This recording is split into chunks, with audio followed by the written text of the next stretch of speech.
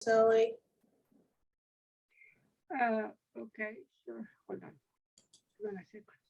So my question, Araceli, is, and you're recording this now,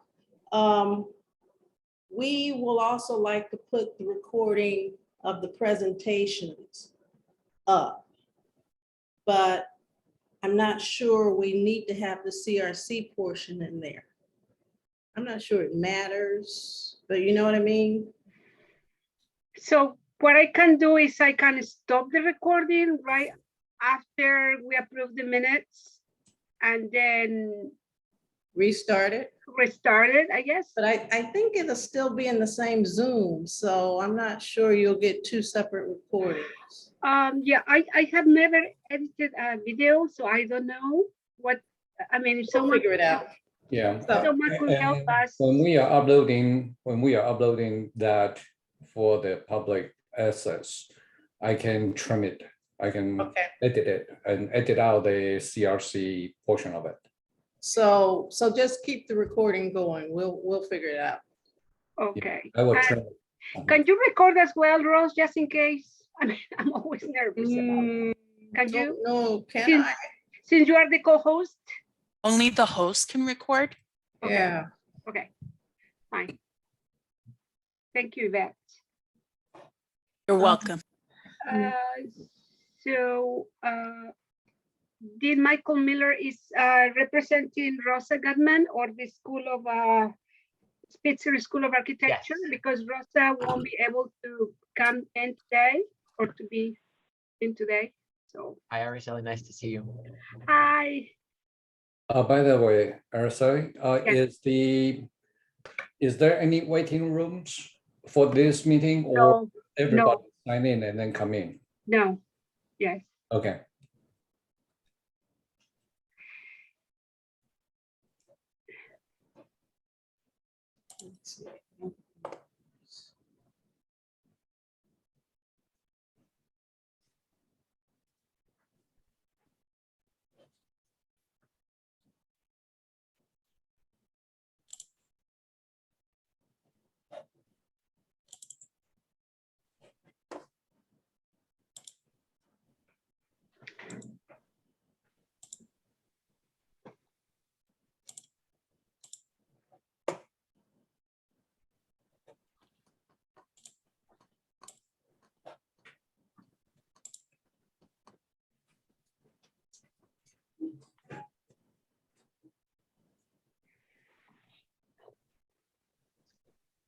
So I know Ilona said she wasn't able to make it today. Anybody else not from the CRC not available? Besides, Martha Gutman is the only one that sent me a message, so I But guess the Micah- rest will be here.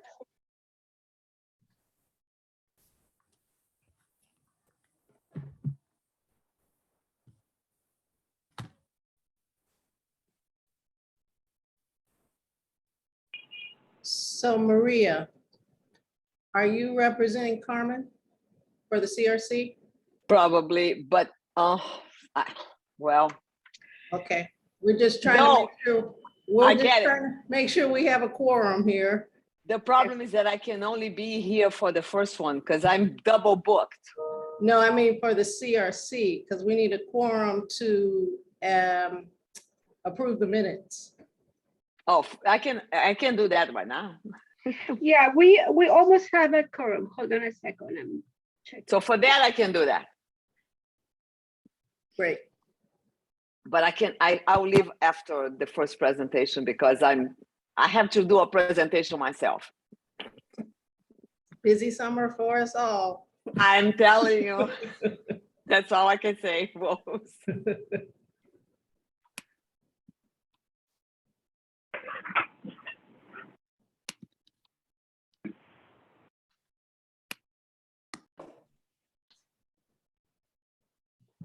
So Araceli, let's see.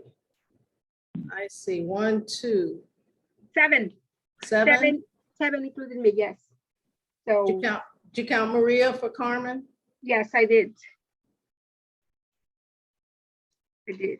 So that's 7 out of 12. Yes, 1, 2, 3, 4, 5, 6, 7. Yes, correct. And how many voting members?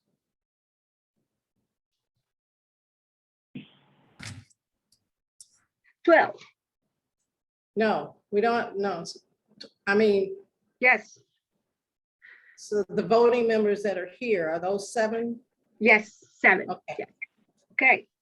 So since we, hi, good afternoon. My name is Araceli Tinajero. I'm chair of the College Research Council. The council meets throughout the year, and we also have summer meetings. And today is one of our meetings. So we are taking this opportunity to present the College Research Vision Project.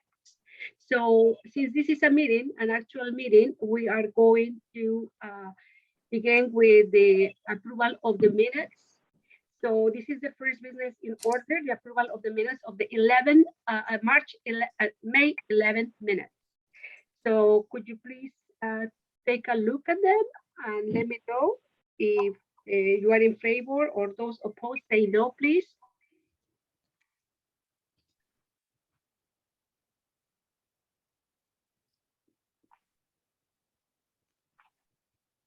I think it's fine. Anyone? I was just gonna think he's. Should we move to approve Motion, the minutes? Yes. motion to approve? Okay.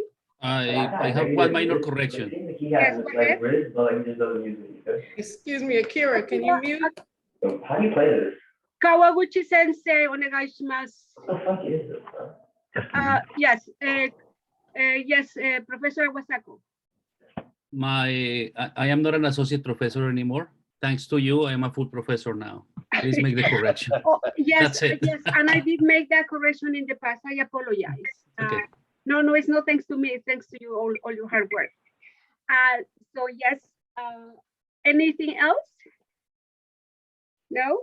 Okay, so if there are no further corrections, we will move to approve the minutes. So the next item in today's, the next business in order will be the presentations of the College Research Vision.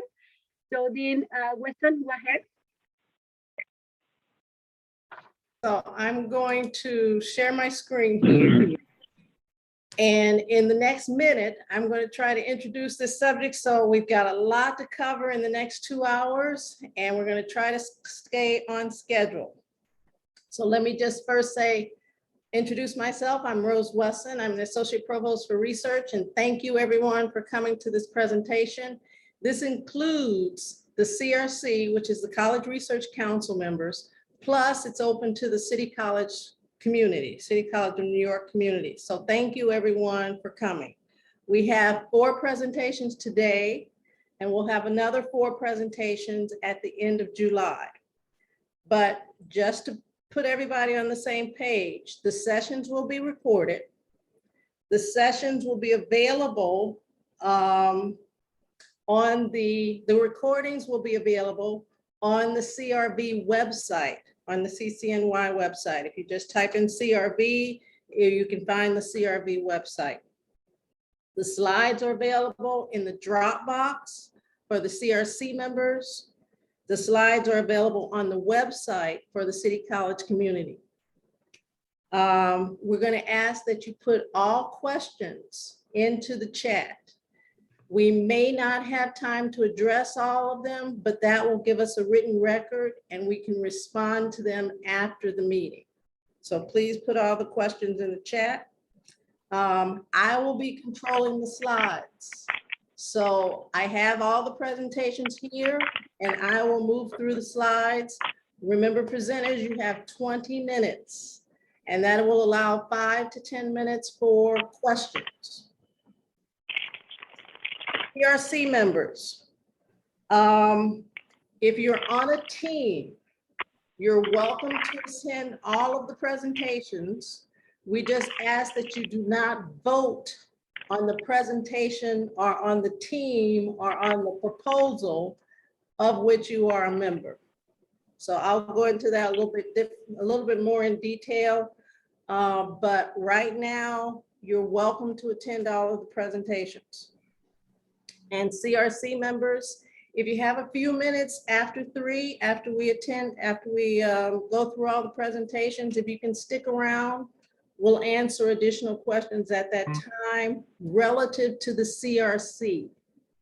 But if you're not available, that's okay. We'll get back in touch with you. All right, I'm at 107. Ashuel, take it away.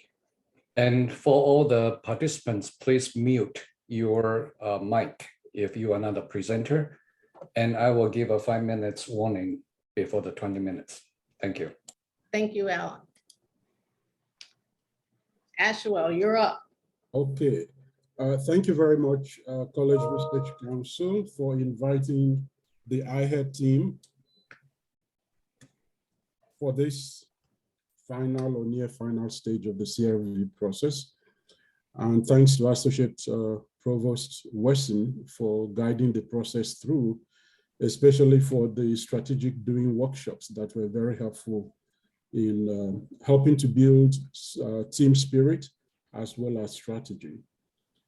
The CRV initiative itself is very welcome, and we think it's a significant step forward toward building research productivity and impact at CCNY. The IHED team is pleased to lead off this last stage of the process. Next slide. The IHED team consists of 14 faculty from 6 different schools. The expertise of the faculty is reflected in this slide. I will not go through the details, but suffice it to say that each member of the team has unique strengths and abilities to contribute to the success of the IHED program. Next. The IHED program is Artificial Intelligence for Health, Equity, and Diversity. The framing question that captures our imagination is how individual and community health could be impacted if artificial intelligence were introduced into healthcare and wellness. And not just that they were introduced, but they were introduced in such a way that they effect an inclusive and equitable impact. Next slide. Next, thank you. So artificial intelligence for health, equity, and diversity arose out of our understanding of several problems that led up to this. The first realization was the fact that artificial intelligence, or AI, is the foundation of the 4th industrial revolution. The 4th industrial revolution is an era that has dawned upon us when machines make decisions on behalf of human beings. And we find that AI strategies are being embedded into nearly every aspect of life, and there's more to come. And the impact of this could be spectacular in how it improves our quality of life, or it could be disastrous. Secondly, in the area of healthcare, AI has not made significant impacts across the board yet, but AI strategies are increasingly being implemented in the area of diagnostics, imaging, and care planning. And we see that this is only bound to increase in the future. There is massive amounts of data from electronic health records, EHR rather than HER, electronic health records, personal digital assistants, social and environmental determinants of health. And this data needs to be captured and utilized to improve individual and community health. In the systems that are building so far, there is a lack of data diversity.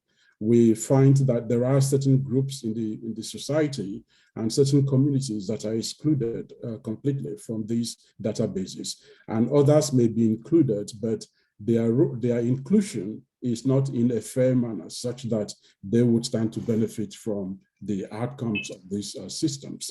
So there is need to increase data diversity that's feeding into these systems. Interestingly, it's just this past week that one of the major companies, Microsoft, decided that going forward, they are going to focus on data diversity. Otherwise, so far, that has not been a value or a goal to be pursued. There is also lack of personnel diversity in the AI field. And if individuals from certain communities are not represented among those at the table, then chances are there is going to be an increasing risk of creating and perpetuating harmful biases in AI algorithms. Some of these biases are not necessarily intentional, but individuals may just not be aware. And so having good representation at the table is important. So overall, we think that CCNY should play a leading role in equitable AI, because that's part of our values as an institution, and also because we have the innate capability, the core capabilities to do that. We just need to mobilize and organize those capabilities directed at certain endpoints. Next slide. So the objectives of our initiative are threefold, maybe fourfold, in the sense that we desire to use data from electronic health records, from social determinants of health, from environmental determinants of health, and go through a set of three objectives that will help us establish two things. One, we want to learn by doing, to establish the strategies for collecting and debiasing and diversifying data that is being fed into AI systems, especially for health purposes. And secondly, we want to demonstrate strategies for creating algorithms, AI algorithms that are inclusive and transparent, so that they can be improved, so that their impact and processes can be subject to academic inquiry like any other scientific area. And then thirdly, we want to demonstrate that AI devices can be built using innovative technologies such that they can be affordable, accessible to all, without having to cost the businesses to go out of business. And in doing this, we are going to include a fourth factor, which is the community component. We are going to engage the communities, particularly communities that are hitherto disadvantaged or marginalized. We are going to include these communities in the process of conceiving the research, in the process of data collection, as well as in the process of testing our devices, our outcomes, as well as deploying the final devices, so that we don't develop a project or a device in isolation and then impose it on the community, but we learn from the communities how to go about this, so that at the end of the day, they feel a part of it and misconceptions are minimized, and the devices themselves are effective and used. I can give that without even looking at it. Next slide. So the intellectual merits and broader impacts of this strategy are fairly obvious. We know that AI is creating landscape changes in every endeavor, and healthcare it's slower to come in, partly because of the fact that health is involved, and there are a number of regulations in that area, for example, HIPAA regulations. And so it's not just an area you'd ask about just about anybody to jump in and play with the data. And so that has been slow in coming. However, it's coming along. And as I mentioned earlier, one of our concerns is that even as it is coming along, the data that is feeding and informing these systems is not representing all the groups that we think ought to be at the table. The AI revolution itself is, okay, I'm not seeing all of the slide, is a problem. Thank you. And then the IHET team at CCNY is made up of researchers that are experts in their field. They are broad in terms of their range of expertise, interdisciplinary. Some are experts in AI, some medical science, some in social and environmental determinants of health. And as we come together, we are going to build cohesive capacity. We are going to demonstrate the feasibility of our ideas, and we are also going to disseminate these ideas to have a broader impact. So in terms of broader impact, we will establish workflows that can be used by others for inclusive, curated, debiased multimodal data for health in AI. We are going to create sample algorithms that address various components of developing AI for diagnostic purposes, for treatment planning, and so on, so that others can see that it can be done, and they would use some of those routines and incorporate them into their own algorithms. And then thirdly, we are going to demonstrate that a device can be created using innovative technology and fashioned in such a way that with community input, it will be accessible, it will be usable, and it will be impactful. And then at the end, we would also like to see that CCNY earns the capabilities and infrastructure to conduct AI research, not only for health, but also with applications in other areas of interest, such as education, security, and so on. Next slide. So our technical approach. So for each of the core areas, we have 4 cores, three main cores, and the 4th core that permeates each of the others. The first core is data, the second is algorithms, the third is devices, and the 4th is community. So our strategy for addressing the first core, data sourcing, curation, and pipeline, will be as follows. One, we want to make it clear what our premise is going into this. Now, there are a lot of different institutions and groups out there that are attempting to apply AI to health.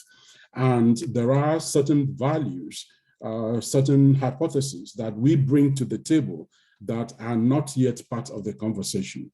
And our premise is going to highlight some of this. So in the area of, or in the core of data sourcing, curation, and pipelining, our premise is that AI systems can be biased based on the system design, as well as the diversity, quality, range, and coding of data fed into the system. This needs to be recognized. If we assume that collecting 1 million data points is 1 million data points, irrespective of where it comes from, we are going to come out with algorithms and outputs that are going to be biased and may not be usable to a wide swath of the community. So we want to recognize this starting out and then come up with strategies to deal with the challenge, so that what we end up with eventually is indeed meeting the goal. So we are going to link up to data streams and explore for bias, identify bias, come up with workflows to address bias, to eliminate bias. We are going to look at ways to diversify the data, identify communities that have so far been excluded, and figure out strategies to bring those communities into the mainstream. We are going to develop use cases that will include efficacy of remediation efforts. And we are going to prototype this or demonstrate this using indoor air quality data to be developed by our colleagues working in that area. And then at the end of the day, we are going to see how all of these modalities can be integrated in a holistic way, so that when decisions are being made, not only are we not including certain communities, not only are we not including certain types of individuals, we are also not excluding certain types of data that should come in to make a more complete decision-making. So at the end of it all, we are going to explore, develop, validate, and disseminate strategies for standardizing the collection, labeling, and use of AI training data. And I did not highlight it before, but it was mentioned earlier that what comes out of the AI system depends on what goes in. The data that go in are critical. They determine what is going to come out, garbage in, garbage out. And then the algorithms, which are the computer code that process this data, are important. And then the outcomes themselves need to be labeled in a way that makes sense. What you see coming out is not what the machine determined. What comes out is based on the dictionary that human beings give the machine to use. So if the individual, if a human being tells the machine that whenever you see a 2, label it this way, that is what the machine is going to do. And so we don't have to be scared of AI.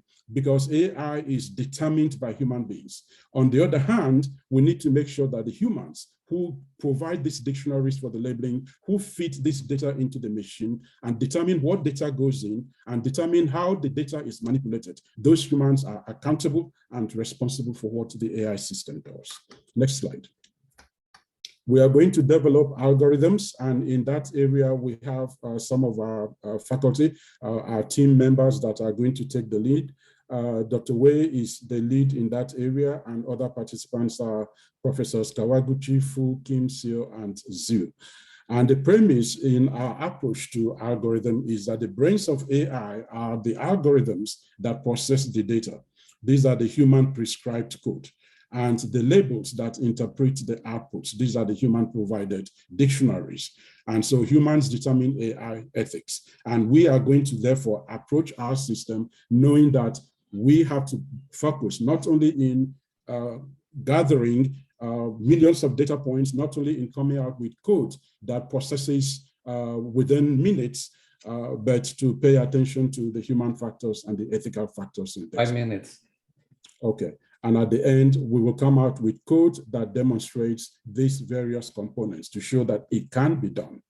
And then another aspect that this core is going to address is to test and prove that neuromorphic photonic technology can in fact accelerate AI processing beyond what the current GPU systems can do. And this is going to be done by our core C. They will design and devise the technology, and then our core B will provide the proof that in fact it is performing according to specs. Next slide. In core C, we will design and develop a technology based on AI that can be applied in the cardiovascular field for disease diagnosis, called the laser Doppler vibrometer. This does not exist, and we have the capabilities to do that within our team. And by using information from data gathered in core A, using algorithms from core B, this system is going to be enhanced so that it performs better within a diversity of communities. And then secondly, we are going to look to build a photonic neuromorphic computing device that will accelerate AI processing and feedback to enhance our algorithms. Next slide. Community outreach is going to be a component of the process from beginning to end. We are going to identify stakeholders from multiple communities that will inform every stage of the process. We are going to have a community advisory board, and then we will conduct design studies among the community to ensure that their voice is heard, their concerns are addressed, and their input is incorporated into our processes and thinking. And we believe that by bringing together scientists, clinicians, and the community in this way, we will come up with strategies that will not only be technically feasible, but also acceptable within communities where they will be applied. Next slide. Our milestones are graded. They are designed in such a way that by the end of the first year, we have built strong teams and we have collected data that will set us on course to begin to approach both writing presentations, research proposals, at the same time as we approach the second half of the project. Next slide. These are our team members. We have seen them previously, and their qualifications are adequate to address each of the cores that we would be pursuing. Next slide. Our management plan will consist of 3 levels. The research team as a whole, all 14 members, are going to participate in policy decisions. The cores are going to carry out core level activities, report back to the team, and we confer together to inform and advise on what is going on at each core. There will be an executive committee that comprises the PI and each of the 4 core leaders, and they will be responsible for the day-to-day management of the project. And then we will establish an external advisory board comprised of experts from different fields that will help us with the strategy, planning, and implementation and outreach of the project as we go along to make sure that we are placing our project within the context of the broader intellectual field of AI and health. Next slide. Our future funding prospects and self-sustaining plan. We expect to establish a cohesive scientific team as quickly as possible. We will develop pilot data and use cases and innovative concepts that will then form the basis for us to submit research grant proposals. We have identified potential opportunities within New York State National Institutes of Health, Science Foundation, DOD, DOE. So there is a lot of opportunity out there we can approach once we have our foundations together. We recently submitted a $48 million grant to NIH, and we were reviewed and we rose to the stage of interview. And we know the two things that we were deficient in, and we would be able to address those within the first half of this initiative. We also expect that we will come up with patents as we go along, and such patents could be developed or licensed out, which will bring in additional income to keep the project and the initiative going for years to come. And at the end, if CCNY does become a recognized center of research in AI applications, not only for health, but for other areas, then that itself will become a strengthening factor as we go out seeking for additional support from federal agencies or from foundations. Next slide. Thank you. Round the mark. Thank you. Questions? We have questions, Alan? Not on the chat yet. So I'm going to ask a question, Ashwell. How and just where are we based on what you're proposing? What is the state of the art? Who's competing with us? Who else is doing this kind of research? And why are we better positioned than where they are? There are a lot of players in the field of AI and health. In fact, just before I came on, Stanford sent out a meeting announcement on AI and health. There are a lot of players in the field, not only from academic institutions, but also from corporations. IBM has a health unit, Google has one, Microsoft, Amazon, and so on. What we bring on the table is a couple of things. One, we have a broad diversity of participants from different fields, not just from data science and AI. So we can think more broadly in terms of how we apply the technology to address a wider range of issues. And secondly, we are bringing into this as a primary consideration, equity and diversity. These other companies do not have that as a primary consideration. The person who was trying to raise that at Google got fired. And only last week, Microsoft said they are going to begin to consider equity as a factor. And I think we are in a position to do this better than anybody else, given our history, given our values as an institution. And if I may ask, if I may seize the moment to ask my colleagues, Professors Way and Madamopoulos, if you would like to chip in, please do, since we still have a few minutes for questions.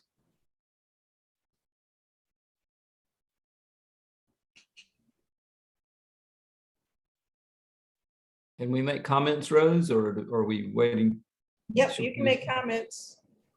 Yeah, I would just like to say that this is very well aligned with the work we're trying to do around translation and commercialization. And I think it also has the benefit of aligning with our wish to serve our region very directly. So this use-inspired, looking directly at your region and what its needs are and addressing those as an institution. I think that's close to the mission of the institution.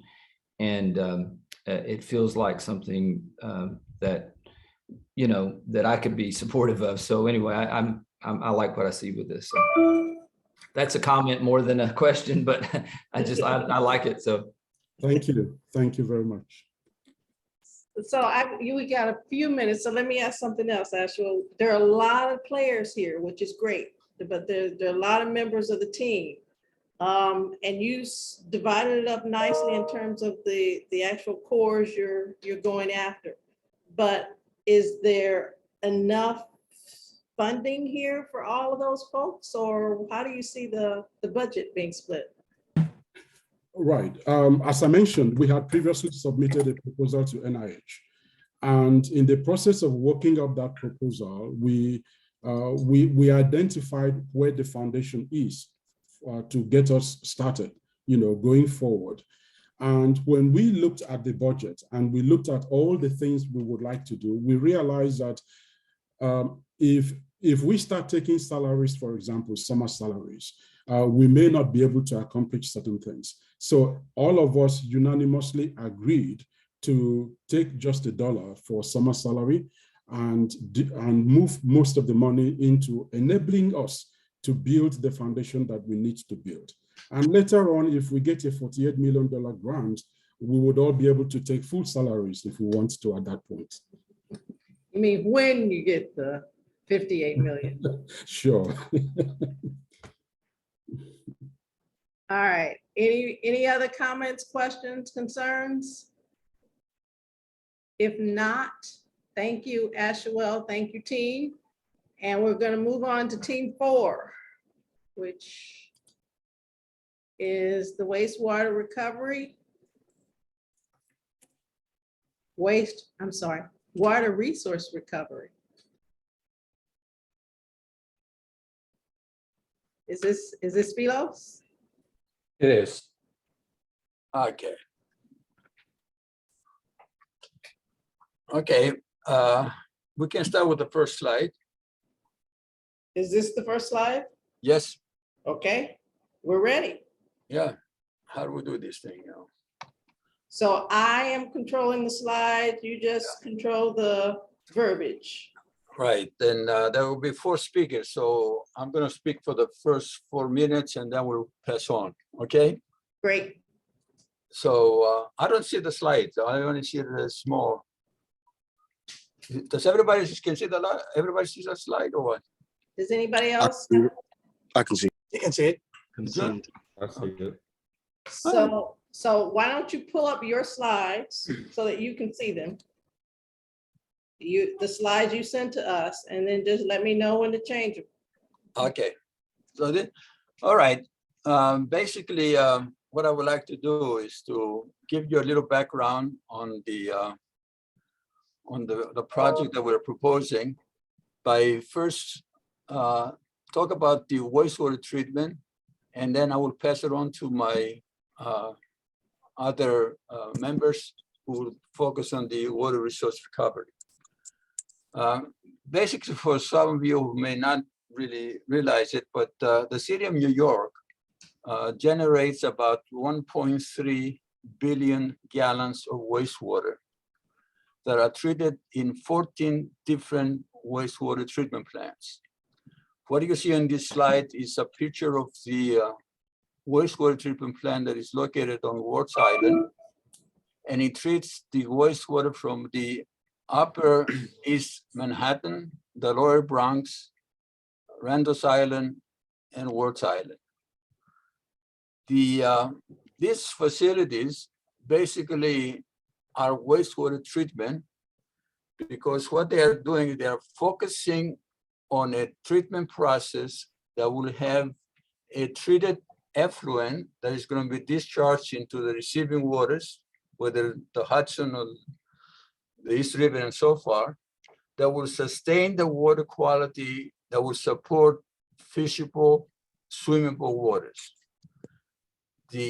Every plant gets a discharge permit from the state of New York, and the facility itself is designed mainly to destroy contaminants rather than recovery. So up to now, we were talking about destructive processes to protect the receiving water.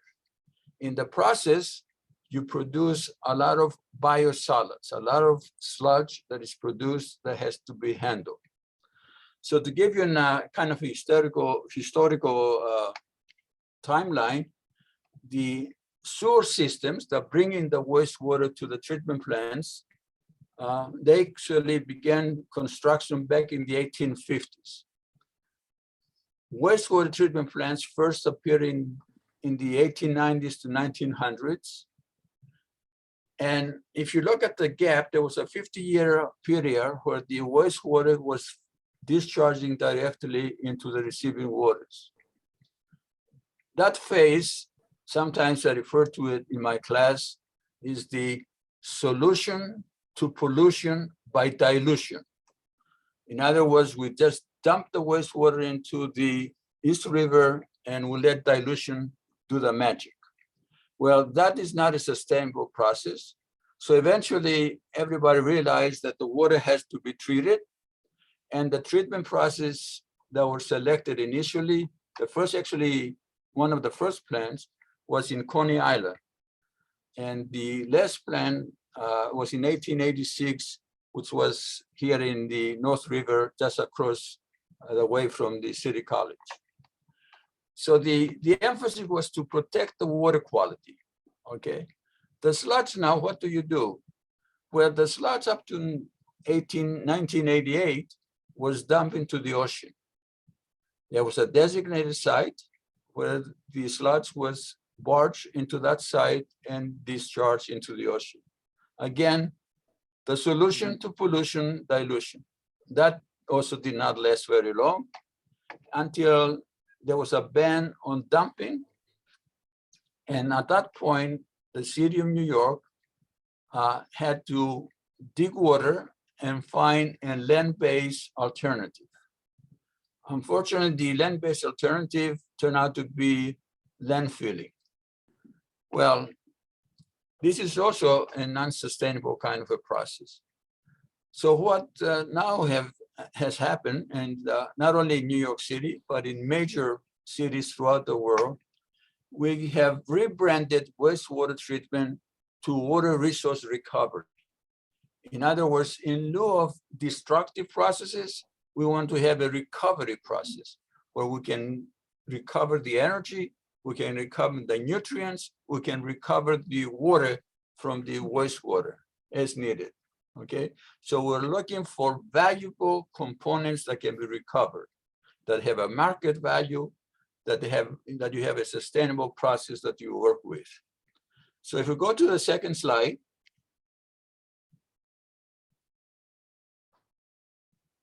imagine if New York view waste as a valuable resource rather than a problem, and use waste to bring sustainable benefits to a range of people.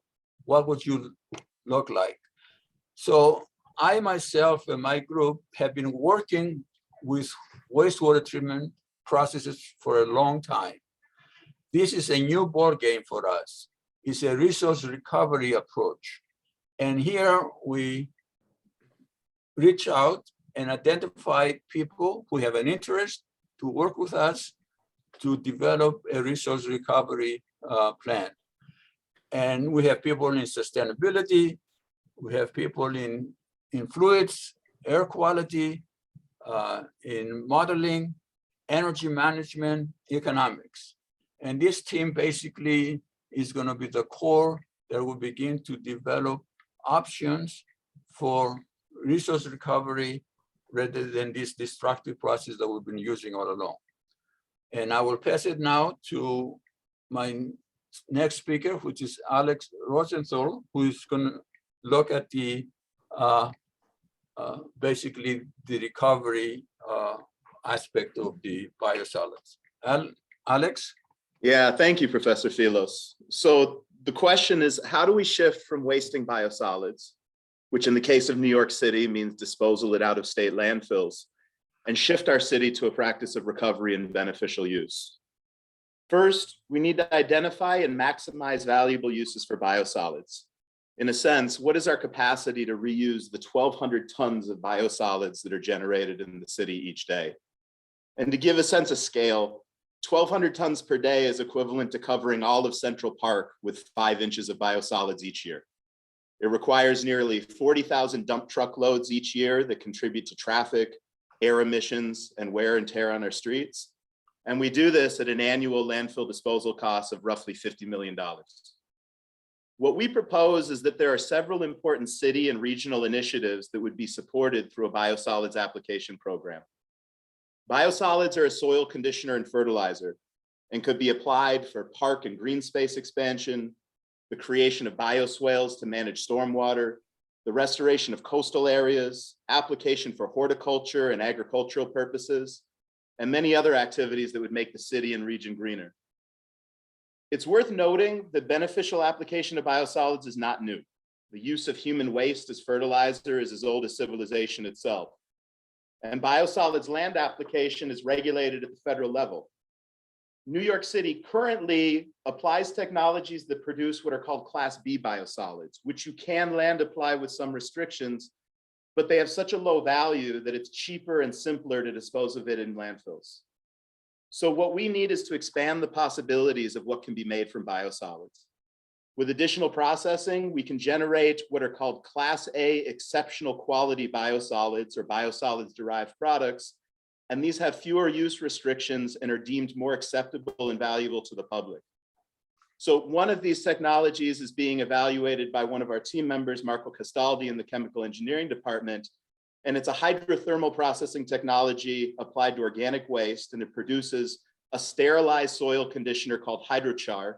And it also produces recoverable fractions of volatile organic compounds and hydrogen gas. But this technology hasn't been studied yet on municipal biosolids. And so one of our initial focus areas will be to evaluate the feasibility and desirability of this hydrothermal processing technology and compare it to other technologies under consideration by the city. What we also must do is consider how biosolids recovery and reuse fits into our community and infrastructure. Water resource recovery in general, and biosolids management in particular, is capital intensive. It exerts a significant environmental impact, and often it doesn't smell very good. So we need the expertise of many of our team members to determine how to best implement a recovery program that aligns with the city's broader sustainability goals and minimizes the negative environmental impacts associated with organic waste processing. Determining the demand, regulatory environment, and public acceptance of biosolids are also of crucial importance. And later in the presentation, Krish Ramalingam will summarize the strategic management approaches to navigate these combined challenges. And finally, we have to answer the question as to whether biosolids are safe. Contaminants of concern that are known to partition to biosolids during sludge treatment include heavy metals, perfluoroalkyl substances known as PFAS, personal care products, and pharmaceuticals. In particular, PFAS has emerged as a contaminant of concern due to its persistence in the environment and human health risks. The participation of team member Urs Jans from the chemistry department to analyze PFAS in biosolids, its potential for transformation and mobilization during biosolids processing and application is also a necessary component of this effort. So with that, I'd like to thank you all for your attention and turn the presentation over to Jeffrey Morris, who will discuss the flow and rheological characteristics of biosolids, which is also a crucial aspect of our proposal. Thank you. Thank you, Alex. Yes, I'm Jeff Morris from the Levitch Institute and Chemical Engineering. And this is a problem that is worldwide. I've been aware of this problem through interactions with colleagues in Australia, in Europe, in Southeast Asia. And the question, therefore, that we can really attack in New York City as a test bed then is globally transferable. And I think this is a way we can have a major impact. So here, however, what I'm going to talk about is getting into the details of what we have to understand to make this happen. So I'm going to talk about it from the perspective that you have a microscopic structure of a material that gives rise to macroscopic properties. So a fundamental perspective in the science of the problem that then allows us to understand how to do process scale flow optimization. So let me take you down to the lower right on this slide where it says the process scale fluid mechanics. And this is important to realize from the picture that was shown at the beginning by Professor Filos. This is a large scale process. And so just in a very simplified diagram here, you see that you have a number of what we call unit operations in chemical engineering, but you have then these settlers from which the material that is settled is gathered into a digester. And then the digester material, that is the sludge, goes on to be dewatered. And there's biogas, and then the biosolids are at least two products which can be taken from this material. But this process is subject to changes due to regulation that can change, and because the input stream, of course, is somewhat variable. So understanding what's really going on with the material and having access to that, the ability to model that, means going and trying to understand at the microscopic level what the material is actually like. And so if you go to the upper left, you see that there's an untreated sludge. And then Alex mentioned the thermally hydrolyzed materials. You can see that at the microscopic level here at the tens of microns level, these are different materials. And that means that they interact, the objects interact differently and give you different properties. And so if you look at the images to the right, you might not be able to see what's very different except for a bit of color about them.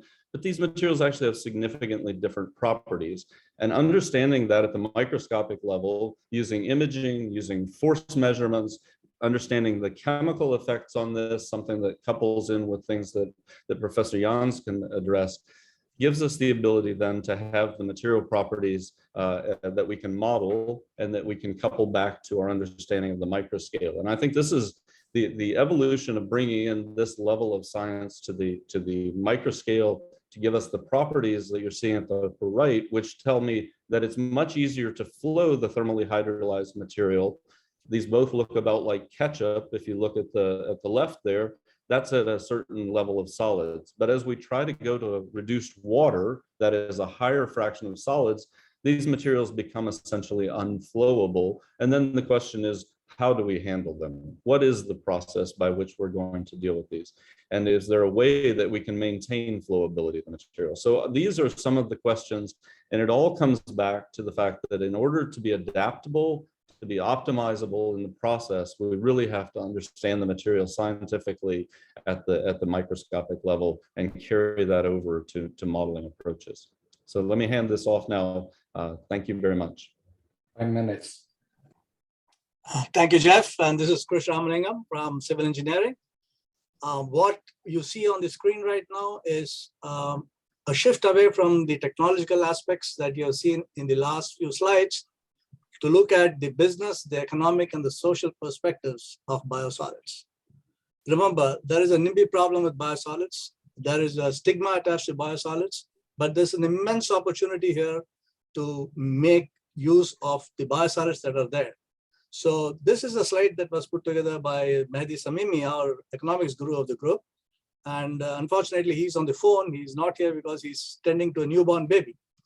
So let's look at the metrics that we are going to be using to look at the biosolids for the business, economic, and social perspectives. One is technology comparison. So what is technology comparison? We are looking at the triple bottom line, the economic dimension, the social dimension, the ecological dimension. So these are things that, any technology that you pick up will have to satisfy, is this a sustainable process?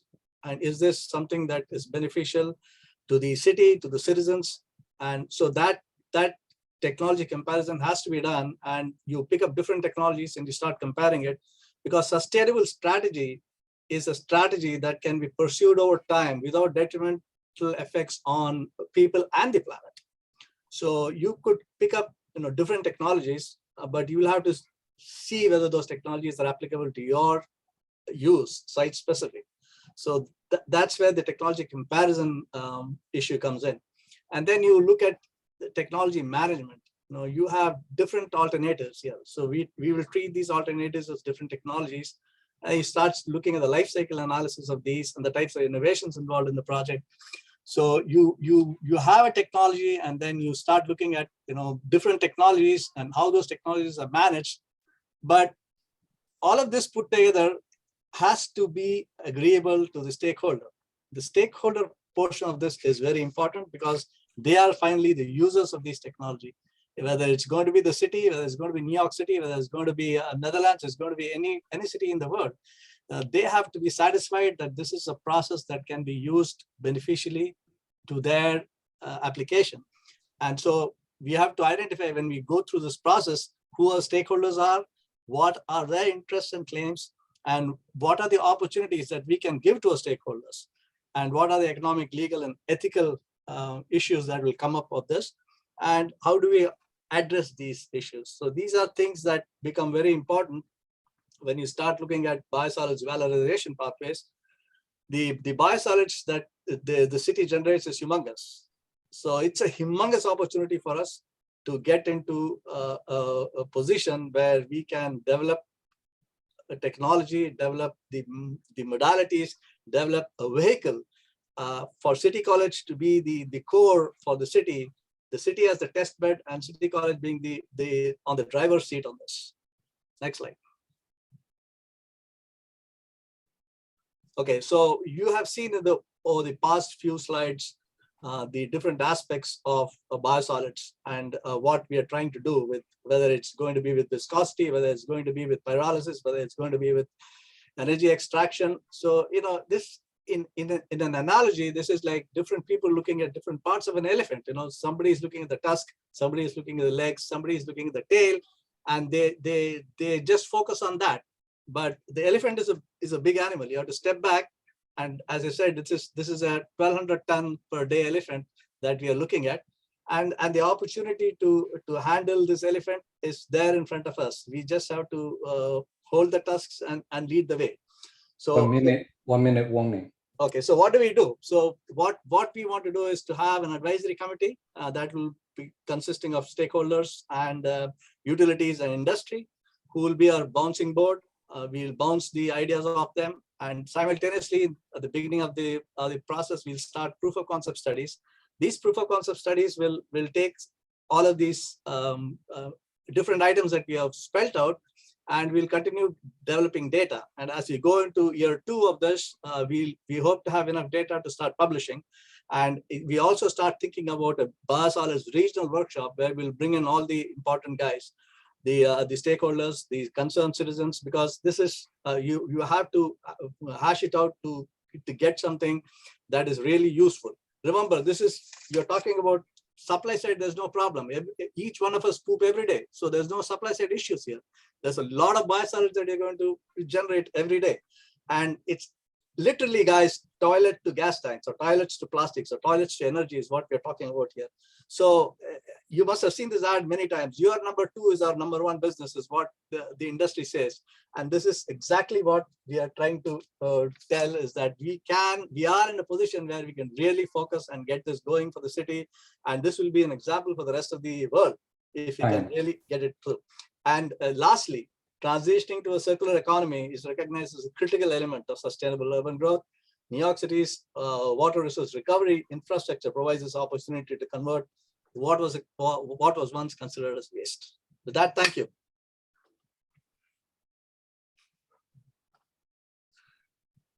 So let me ask, you referred a little bit to regulations. Can somebody speak a little bit more about that and to how that will impact the research and success of the research? Okay, I don't know, I'll take a crack at it first and then maybe anyone else can jump in. We are in a brand new area. We have to educate the regulators. We are doing a lot of things that the regulators are way behind. So regulations are going to be there, but eventually when we start putting all of these new technologies into practice, we will have to sit across with the regulators. The city authorities will have to sit across with the state regulators and educate them. And it's going to be a learning process for the regulators also.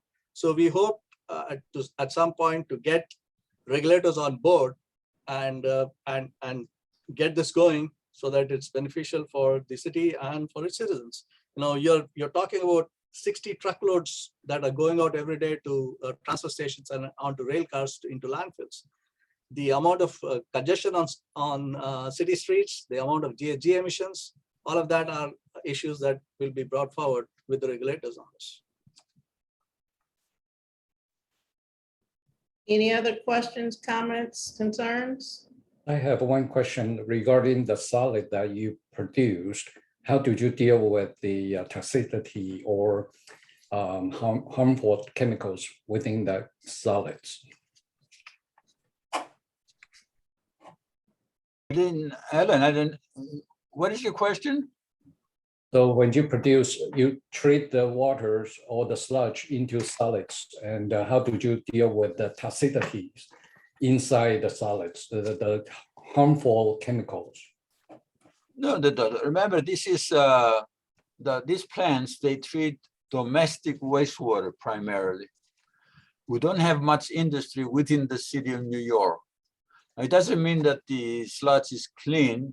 It has contaminants, but rarely at concentrations that really create a problem.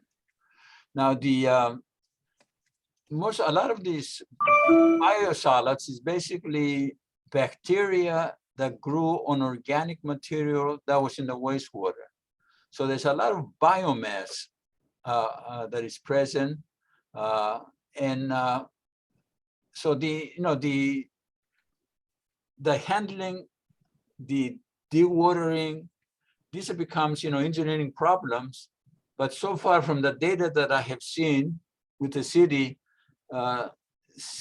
city biosolids are relatively of low pathogenic contaminants present. Okay, there are heavy metals, but not at the concentrations that will really inhibit the utilization of these biosolids. Alex, you want to comment on that? I would generally say that the contaminant levels, whether it's heavy metals, or organics, or pathogens, in biosolids that are treated to Class A exceptional quality are comparable to any other organic soil amendment that you buy in a gardening store. So really, this is more about the perception that this is human waste and therefore undesirable. But on any measurable basis, it's comparable to things that we use widely in commercial settings, and federal regulations match that assertion. When something reaches Class A exceptional quality, it's suitable for the home garden, the city park, and all sorts of other applications where there's human traffic. Thank you. There are some concerns about emerging contaminants like PFAS that was brought up, but this is something that is part of the research that HRSS will do with us to find out what are the levels and what is acceptable and what is not acceptable. So there's work to be done on that, but there's emerging contaminants that's going to be continuously there, and that will be a challenge, and that we'll work on. Can you, I'm trying to get back to the slide. Can you say a little bit more about how, so we see the 4 different areas. Can you say a little bit more about how your team is working together?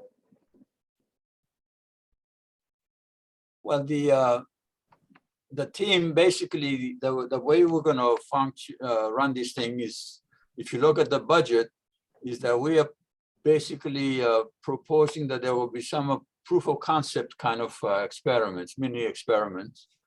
And the way we have thought about it is to do some preliminary testing, to get some basic data that we're going to be using to be the basis for outside funding. So basically, also, the funding that was available, is very small. It's almost, trivial. But we're going to try to use it as a leverage to get some additional funding from the city agencies to address specific kind of questions. To give you an example, rheology is a very challenging problem that the city is facing in some of these processes right now, especially the fermenters. So I can see how we can take the money that's available from the CRV and try to make a case with DEP to get some supplemental funding so we can do a reasonable kind of experiment. And I think, there will be people like Urs, for example, who's going to be looking at the analytical aspects, Jeff is going to be looking probably at rheology. Marco is looking at the, basically the thermal processes as they apply to sludge. So these things have been really worked out. We know how to proceed. So Hillary and Professor Samimi? Right, he's going to do the economics. So we've got a lot of science and engineering here. We've got the other. Well, it's an engineering problem. Okay, any other questions? Well, I do want to comment that there's also a significant component of trying to make sure that the not in my backyard issues are addressed as well. And so understanding the environmental impact and trying to minimize this is a significant effort in terms of, that we have some expertise in the air quality management. And I think that the general question of trying to identify the markets and to find these is a central part that is sort of a key point in the discussions. Great. Okay, any other questions, concerns, comments before we move on? Nothing on the chat. Team number 2, who's the lead, Al? That would be Bruce. Bruce, you ready?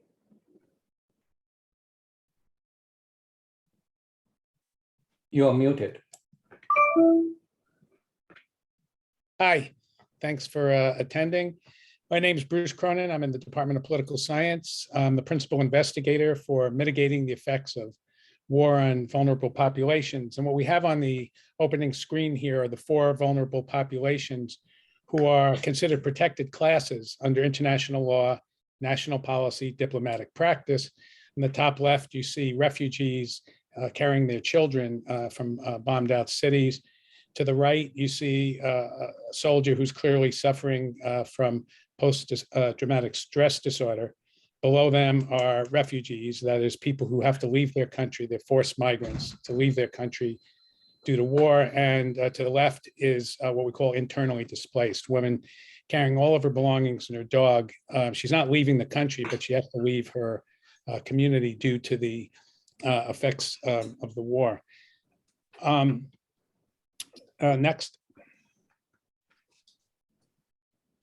So the question that's animating this project is how can governments and international organizations better protect the security and mental health of civilians, refugees, displaced persons, and wounded soldiers during armed conflict? Next. Okay, so what are the problems? Generally, the first thing to note is there's more than 40 interstate conflicts and civil wars being fought in every region of the world. And this includes both the major powers and the smaller states in Africa, Europe, Latin America, Asia. The real change that's occurred over the last 10 years is that advancements in military technology have increased the detrimental effects on civilians, wounded soldiers, and displaced migrants. In 2002 alone, and it's only July, 100 million people have been forced to flee their homes due to war. And 15% of soldiers in the latest survey demonstrate that they're experiencing post-traumatic stress disorder.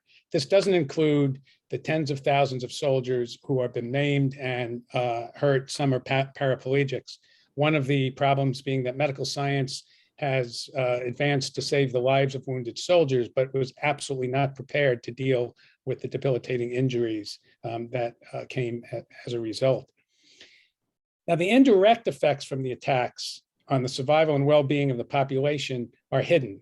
We tend to quantify everything. How many civilians were killed, how many were wounded, how many soldiers were captured, how many soldiers are wounded, but there are far more serious effects than the direct ones. And I'm going to get to that in the next slide.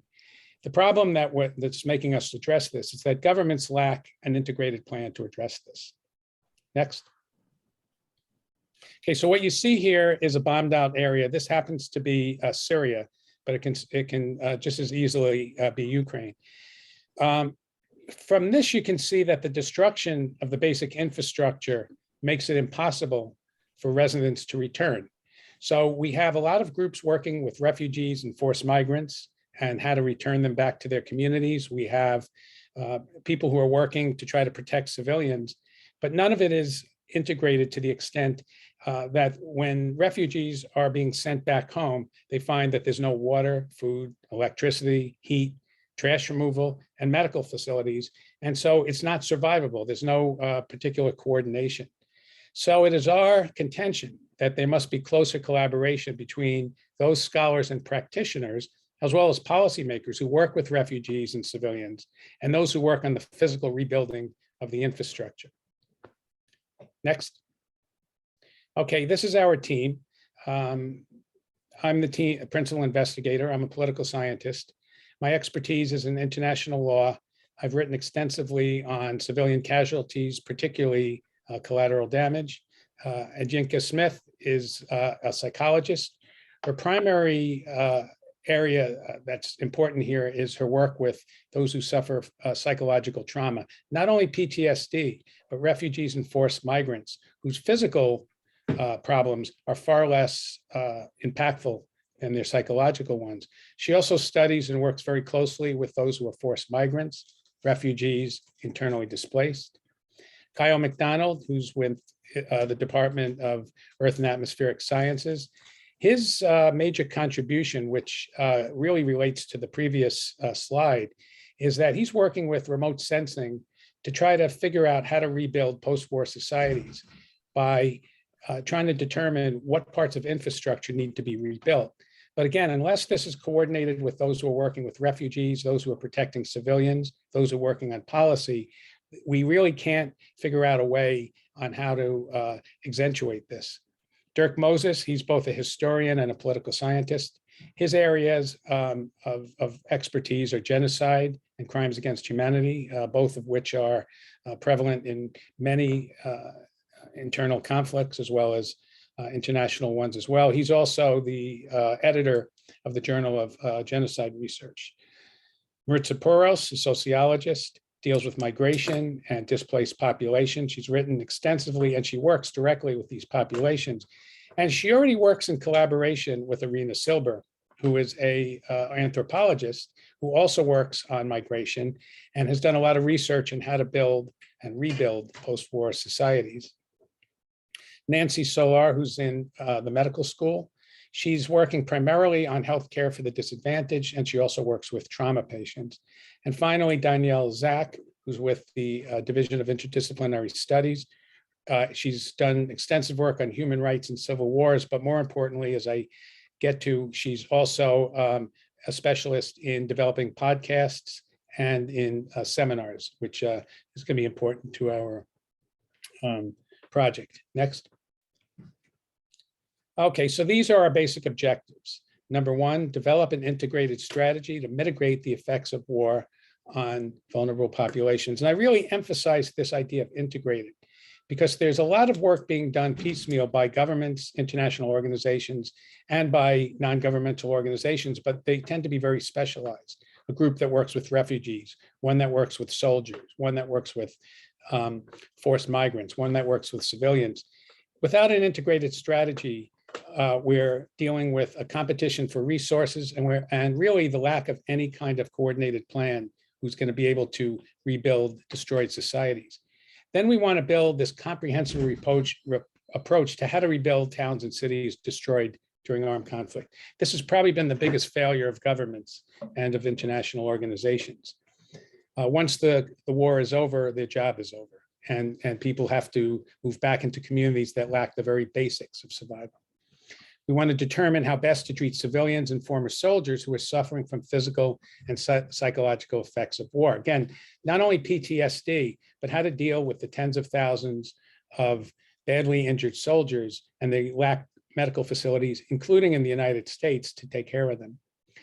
And then the last part is to establish what legal agreements and government policies need to be updated, changed, or initiated. This is going to be involved drafting new treaties, multilateral treaties. It's going to be involved, as we mentioned, ultimately, we think there needs to be a new office established in the United Nations under the Secretary General that deals with the victims of war. There is no office there now. And we also believe that the United States government at home needs to establish an office on how to deal with civilians. At this point now, the United States military is very clear that they don't keep track of civilians and civilian deaths. Next. The management plan, it's three legs: research, practice, and policy. And this comes together in what's probably the core of our project. It's a multi-year, probably, more like, 5 or 6 year plan to create an international center for victims of armed conflict, which would conduct interdisciplinary research, policy analysis, and advocacy. It's what some people call a think tank, but it's not simply going to be research. We want to work very closely with practitioners from non-governmental organizations who are both on the ground, working with different vulnerable populations. We want to work with medical professionals, policymakers, and so on. And there are 3 specific parts that's going to work under the center. There'll be where we want to have a monthly podcast where the host interviews individuals from any of these different groups, non-governmental, government officials, and so on dealing with this. A seminar series where we're going to bring in people who are going to be able to work collaboratively outside of simply the CUNY and City College communities. We're going to be bringing them in. And then a policy paper series in which every member of the team is going to write papers that are directed to government, international organizations, and yes, to non-governmental organizations. I should mention that the Center for the Victims of Armed Conflict is really the primary way we're going to collaborate. All of the team members will be on a board of advisors who will run the center, and we're going to have regular meetings to discuss some of our future projects. Next. We have the milestones establishing the center, securing and setting up the office. We hope to have that set up by December 1st. We're going to begin a fellowship program. We want to bring in 2 fellows who work on these issues, but not only academics, but also practitioners and people who are in government and international organizations. So the process of recruitment, searching, hiring, we hope to be done by September 1st of 2023. The podcast should be established, we hope, by February of 2023. Symposium series, we want to start running the series beginning in February of 2023. I'm listing here some of the deliverables. The proposal has more details. The policy paper series, once we choose an editor, set up the topics, we're looking at October of 2023 for the first set of policy papers. And then the fundraising, which I'm going to discuss in a few minutes. Right now, we're going to be drafting our business plan. We're going to begin outreach to specific donors who I'll go into, and we expect to have that completed by October of 2023. Next. Team qualifications. I've already mentioned the individuals, so I'm not going to spend a lot of time on this, but you can see who's going to be collaborating much closely. Maritza Poros, Irina Silber. Again, they've already been collaborating and they're both going to integrate with the work we're doing. I'm going to work very closely with Dirk Moses, but also with Kyle McDonald. I'm just putting a couple of the pairing together. Kyle McDonald, who already works for the UNDP, which for Ukraine to determine what needs to be built there. Danielle Zach, she currently hosts a podcast called Rights Talk, and she has extensive experience. Next, please. Yinka is a co-founder of an organization created to respond to war survivors from the African diaspora. She's a staff person at the Bellevue Program for Survivors of Torture. She's done extensive work on psychological trauma, as has Nancy Solar. She studies barrier to healthcare for underserved populations, and she's currently the director of research education at the Haiti Medical Education Project. Next, please. Hey, this is a sample of Professor McDonald's work. You can see that you're using. David, how are you doing? I'm sorry. That's how much y'all get paid for. Can you mute everybody? Can you mute? Supposedly I can. This is an example of Professor McDonald's work using remote censoring technologies to be able to determine while the war is still going on, what kinds of rebuilding needs to be done. This is going to have to be very closely coordinated with refugee groups, with groups working with civilians, and with those who are working on the ground to reorganize the communities. Next, please. This is a graphic representation of the team. You see the overlap of the ones who are going to be working together. I already went through this, but this is the representation. Next, please. Future funding, okay. We haven't worked as a team before. This is a new project, and therefore we don't, at this point, have a track record that we can sell to foundations. So for that reason, the creation of the center is probably the most important thing we can do. Once the center is established, and we've established a track record, and we've started to produce some of the deliverables I've mentioned, we're going to use contact private foundations who support human rights projects. And these are not just out of the internet. These are ones that political science and the Colin Powell School has actually worked closely with before. Andrew Mellon, Robert Wood Johnson, Carnegie Corporation, Annie Casey, Ford Foundation, Bill and Melinda Gates, Heising Simmer, MacArthur, and Rockefeller. And we are especially interested in getting, if we can, large amounts from George Soros's foundation, Open Society. His foundation has granted more than $1 billion to human rights organizations since 2010. In fact, he's given in 2010 a loan to Human Rights Watch, who I've worked with closely, $100 million. So we are bringing in a broader group, but it's a more of a social science approach. So it's different than a lot of the presentations you've seen. Our fundraising is going to be different. The way we work together will be different, but it won't be any less collaborative. And we believe that this is absolutely necessary in order to maintain and to support the vulnerable populations who are right now in distress from the 40+ armed conflicts that are being fought in the world. Next. 5 minutes. Thank you for watching.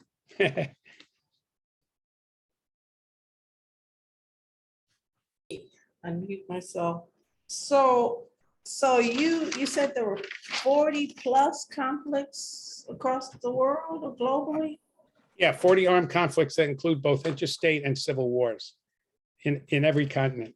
So is there a way, I mean, can you handle everything? Is there a way that you're focusing, or how do you determine where to? Yeah, our plan is not as a group. Yeah, that's a good question.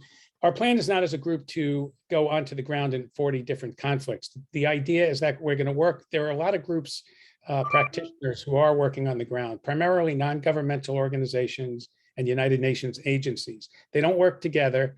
They all work on a very focused and a very narrow set of priorities. Refugee Works only work with refugees.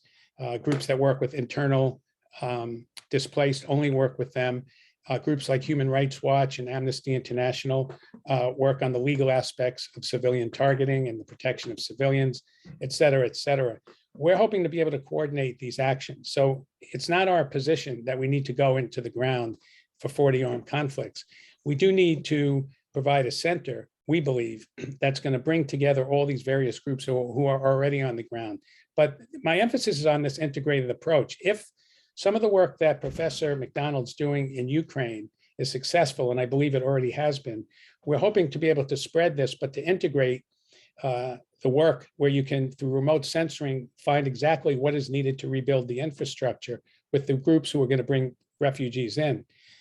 Refugee groups cannot bring refugees back if the basics of survival aren't there. So there has to be far better coordination, and it has to be integrated. The protection of civilians, which is my area, is something that's not just simply keeping civilian casualties down, it's protecting the communities and what to do when the communities get destroyed through massive bombing and so on. Again, that's where I'm going to work with Professor McDonald and some of the others.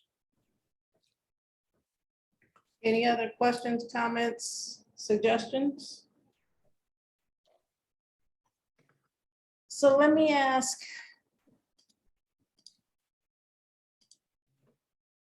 is Kyle on the line? He should be. I saw his name. I am here. Can you go into a little bit more about your sensing and what you do? So what this is showing, we were approached, so give a little bit of background. We had a relationship with the UN development program in Ukraine through a recent activity in water resources. And after the conflict began this last year, they approached us to see if there was anything we can do. And by we, I mean I and colleagues I work with at NASA, JPL, in order to help mitigate the war effort. Oh, just, So- that's the Jet Propulsion Lab. Yeah. Just- What we are using here is a technology using time series imaging radar from satellites. Satellite we're using in this example is the Sentinel-SAR, which is a European Space Agency instrument. And it looks at interferograms generated by the time series data to look for changes in structure. And the change in the principle is that if structure changes, then you have a change in the interferogram that indicates to something. And this system that has been developed and is applied at JPL is kind of state of the art for looking at damage related to natural disasters. But we're working with them now to try to adapt this and develop some advancement that would be able to assess ongoing damage related to conflicts, such as what's going on in Ukraine. What the UNDP in Ukraine is asking for is an assessment of where damage is occurring so that they can target areas that need to be cleared of rubble, to provide access to emergency vehicles, to provide access to, the fire department going in, to medical care, things of that sort. And beyond that, there's a lot of issues they're concerned about, such as rebuilding the agricultural productivity and food security because of damage done to hard infrastructure related to food production. And if fields are sitting fallow and being not harvested because there's food, because there's crops that are there that have been planted, but people have left, well, are they not being harvested because the people have left, or there's not being harvested because there's an infrastructure issue? So those are the kinds of issues we're looking forward to solving with them. But right now we're working on some of these adaptations to remote sensing technologies to identify damage within the urban regions to hard infrastructure so that populations can be, effects on populations can be mitigated. I don't know if that gets Yes. your question. Yeah, that helps. And so your team,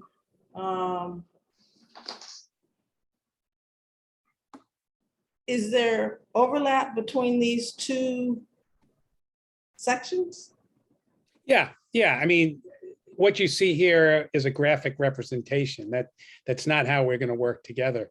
Obviously, the work on giving support to forced migrants and refugees is directly connected to civilian infrastructure, which is directly connected to the protection of civilians, which is also directly connected, by the way, to the victims of trauma, which includes wounded soldiers. So what you see is a graphic representation. It doesn't show exactly how the work is going to be done. We were asked to do it, and so I did it. But I mean, I just want to re-emphasize, in answer to your question and what you see here, is that's why we believe setting up this center is so important. We see it as an international center. And by the way, we have not a member of the team, but we have an incredible resource who is the dean of the Colin Powell School, Andy Rich. He's written extensively on think tanks, and he actually ran one, the Truman Foundation.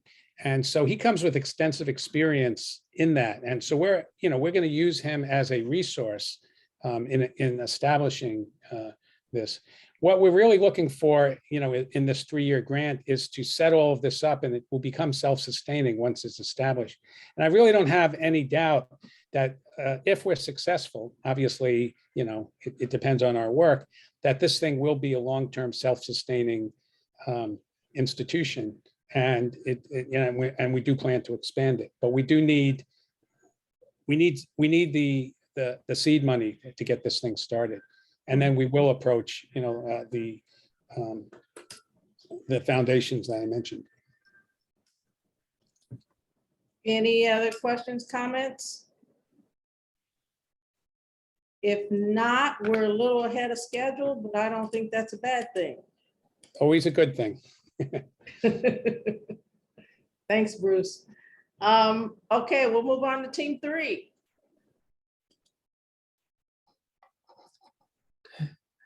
Hello, Yes, can you hear me clearly? yes. Okay, thank you. Shall I start? Yes. Oh, before you start, I teach a class at 2:30, so I'm not being rude by leaving. I have to now Oh, go Okay. online to teach my class. So I'm sorry, I'm missing your presentation. I really am. thank you. But Everything is being recorded. It's going to be put online, so Good. you'll have a chance to hear everyone. That's great. Thank you. All right. Hands on, we're ready. Okay, hello, everybody. Our topic is offshore wind energy and its impact to ocean, to environmental, to society. And our team has 5 CCNY people, 3 non-CCNY people. I will come back on their names and expertise later, but let's go to the background first. Next one, thank you. Next slide, yes. Okay, so offshore wind energy is green renewable energy with a huge source, huge amount of source in the nation. It's about 4 times of the current electrical grid generation capacity. Sorry. And on the right, you can see this is an example of a wind farm, which is located in Rhode Island. It is the first one, and so far is the only one in the nation. And in very recent years, there is a rapid, huge amount of investment coming into this area. For instance, at the federal level, Biden administration announced in last year, October, that 7 big wind farm will be built by 2025. And at the state level and the city level, here on the right, there's a figure on the lower corner. You see these are few projects ongoing from a city and the state. And even countywide, we had this last year, this call on offshore wind energy, renewable energy. So when we go to offshore wind energy, basically you are putting, like in this figure, you are putting many big pieces of infrastructure into ocean water, could be hundreds. So they're going to affect the ocean water and the things inside. Next one, please.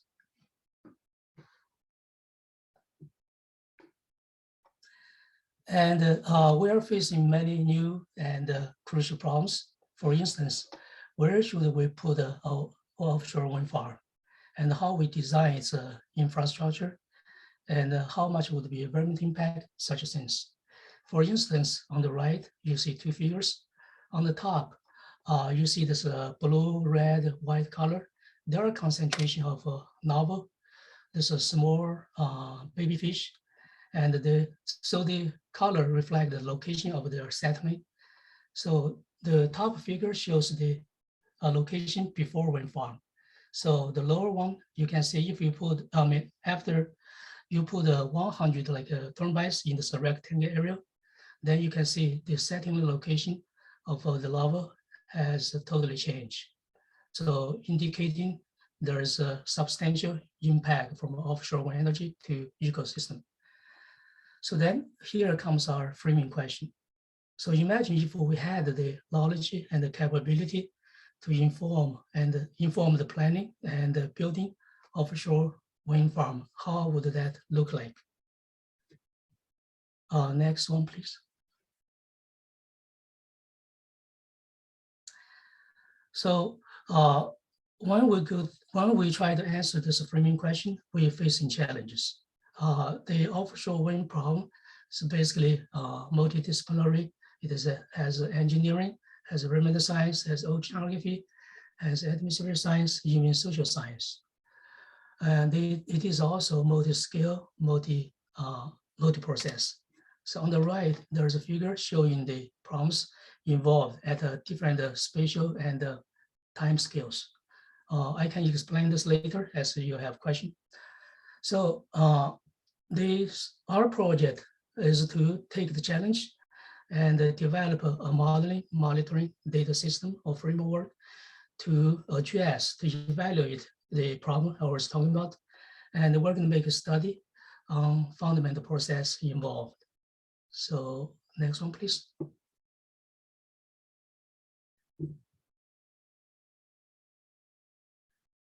Okay, this project is innovative in few aspects.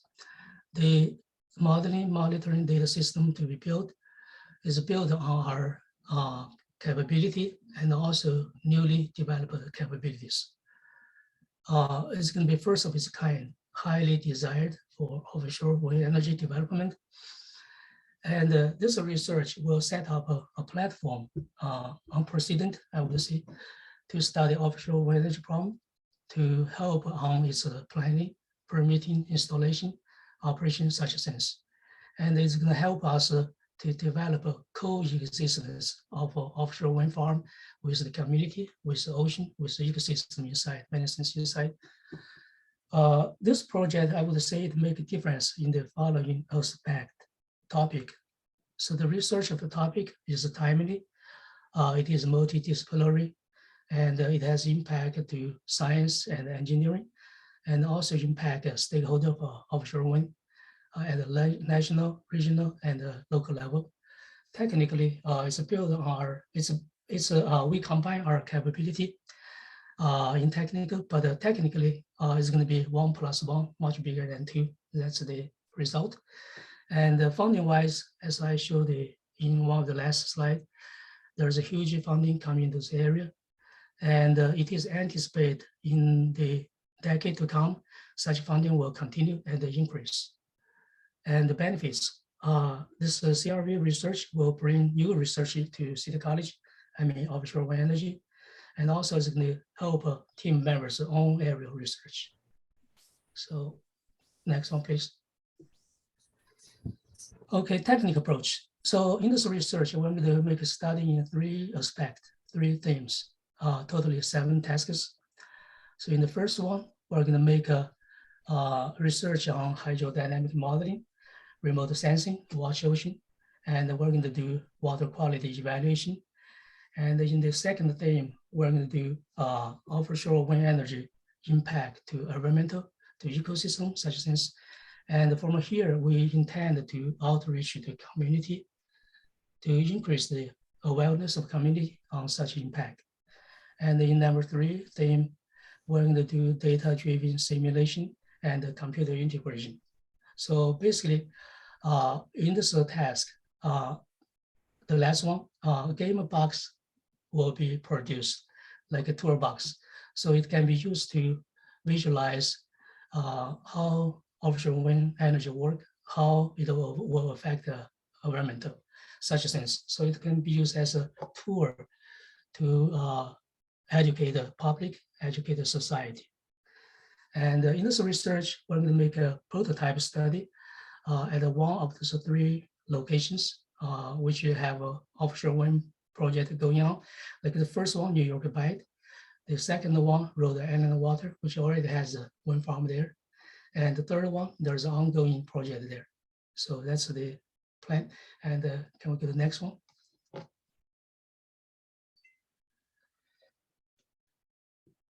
Okay, this project is built on our cohesive expertise and also newly developed capabilities in hydrodynamic modeling, remote sensing, data-driven simulation, gaming technicals.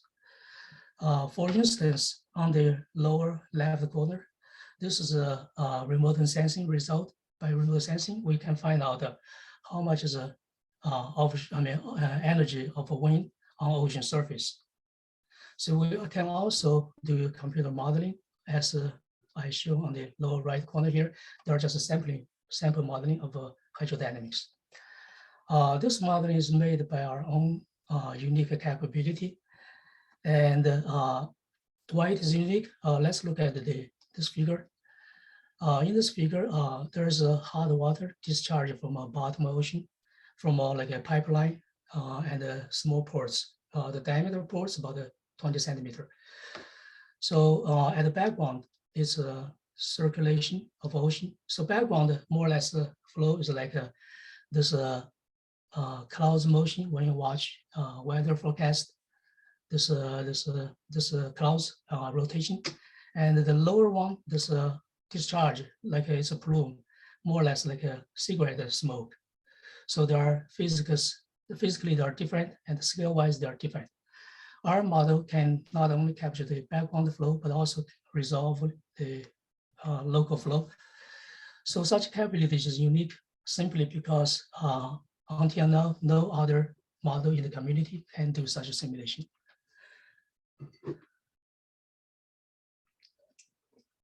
Sorry. So why we bother talk about this multi-scale multiphysics? Simply because this is a key to directly simulate and resolve the impact of offshore wind farm to the water nearby and to the water far away. That's a key point. Okay, so by such a capability of hydrodynamics and remote sensing and many other capabilities, we're going to develop this modeling, monitoring data framework, which is going to be a big step forward in technical and in research. Such a big step forward, I would say, is more than offshore wind energy. Actually, it can be equally applied, also needed in other problems. For example, there's a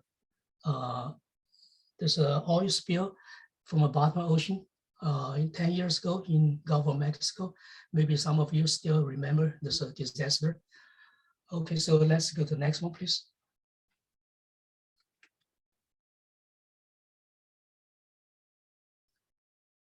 Okay, now team and task integration.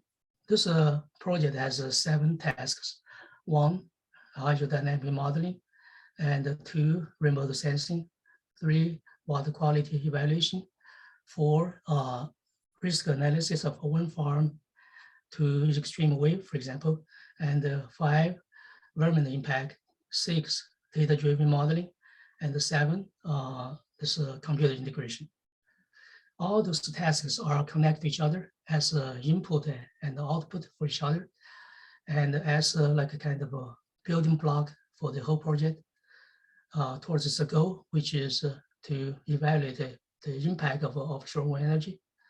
For instance, this hydrodynamic modeling is going to produce a result, inform how much it would be changed, how much would be salinity and the temperature in the ocean. And such information can be used for task 5 environmental assessment.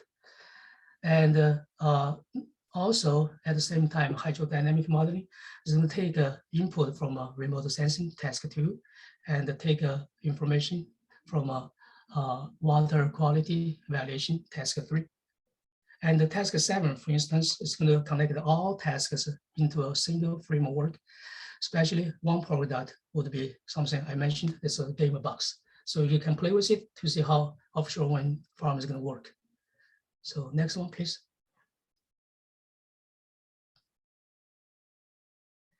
Okay, here expertise. Our team has necessary expertise, even directly experience on offshore wind energy. Here here you can see the name of team members and also their task and also their corresponding expertise relevant to this project. And there's no time to go one by one, but for instance, Dr. Mike Donner, he has over 35-year experience on remote sensing, ocean watching. And Dr. Diamandoglu has extensive first-hand experience on water quality analysis and ocean water sampling. Dr. Chen, she is from outside. She has experience on ocean environment assessment in ocean energy and offshore energy projects. So that's our team. So please, next one.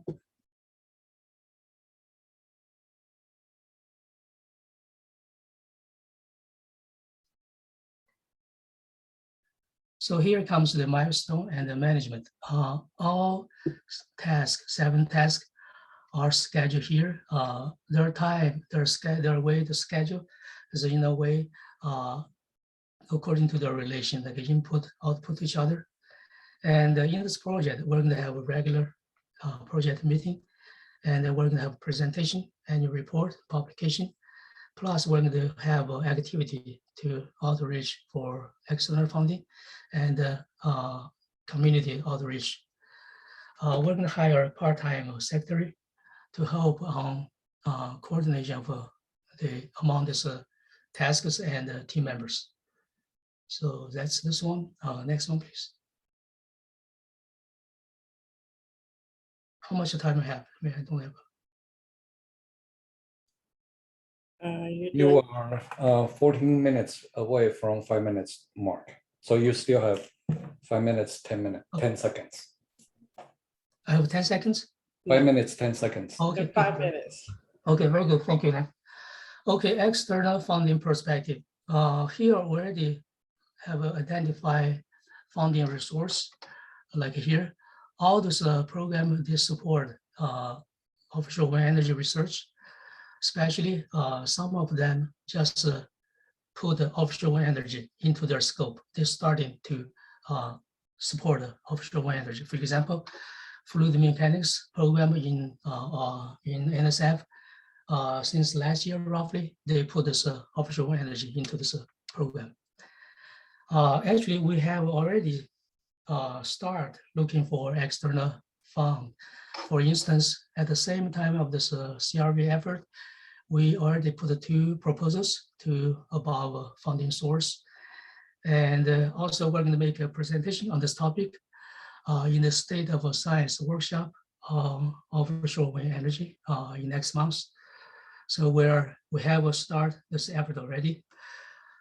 As an important activity during this project, we're going to seek collaboration and outreach to social science people from City College, like from Colin Powell Center, School of Education.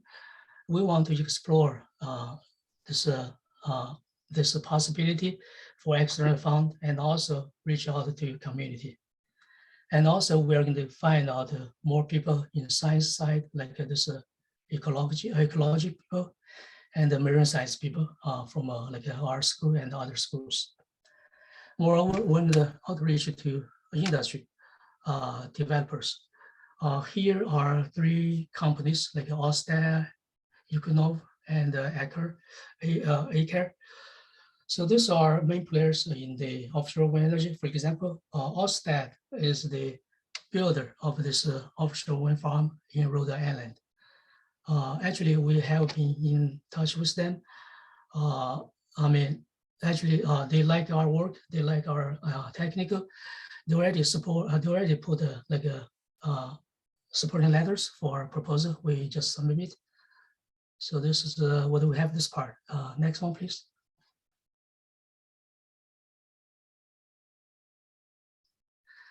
Okay, just a final remark. We are now all experienced seeing this gas price up and energy crisis due to geopolitical conflicts. Then we can sense offshore energy, which is local, and offshore energy is becoming more necessary and more urgently needed. So this is the end of my talk. And thank you all for listening. And also thanks to administration for organizing this activity. And I'm open to questions. By the way, our team members, some are here. They can add, they can also answer questions also. Thank you. So you had talked on this slide about collaborating with Colin Powell and School of Education. Have you set up those collaborations? Or are you thinking that might be in the future or what? I think we had a discussion in the first meeting in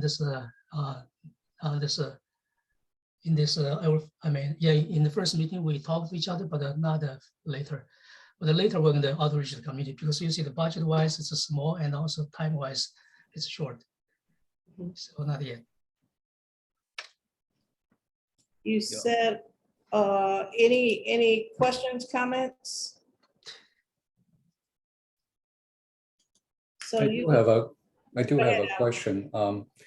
So my understanding is that this is a multi-scale, multidisciplinary problem that you are trying to solve.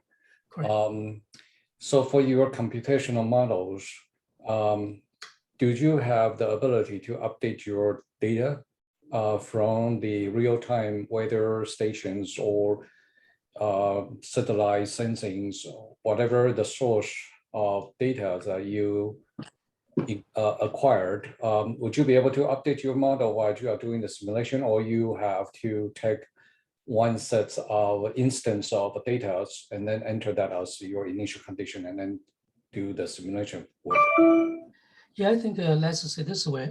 This project itself is new, and also we are short of a capability, I would say. So, I mean, our goal is first to develop some kind of infrastructure and fundamental parts like this modeling, the modeling, monitoring data framework, which can be used as a platform to move forward. So I think the final goal, like you said, ideally we could extract data from a different source like atmosphere, ocean, and many sources, and they put them together, then make our prediction and make our own study. But this will take time, I would say. But first, I think we're going to find out a way to put a framework first. And we're going to also start such a kind of things like you asked. We have like a Zitov, he's from CUNY HP Center. He can help us on this computing like equipment or things set up.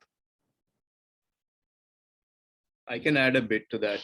Part of the exercise is to find low resolution alternatives to the high dimensional hydrodynamic modeling using machine learning and data science.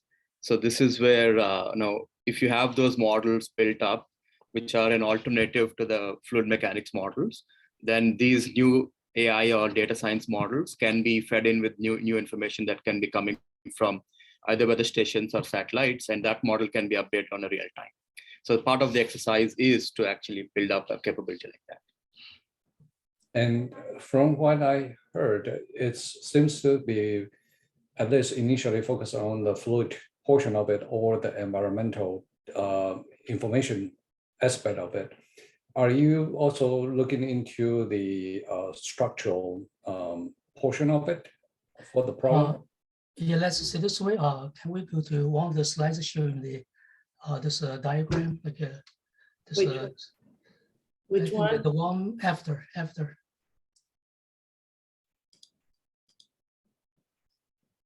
One after, I think.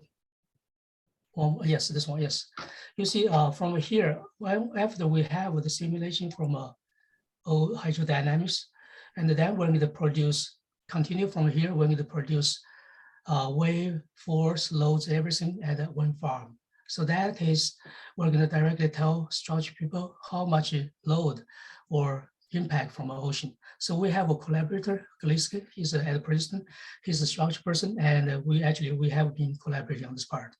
So that's the things, and we're going to move forward. But how much we can forward, I think this is I think first we're going to make some sample simulation and demonstration case first.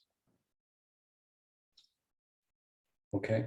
One more question, if you don't mind. So will your effort including the simulation of the wind blades, the turbines? Let's say this way.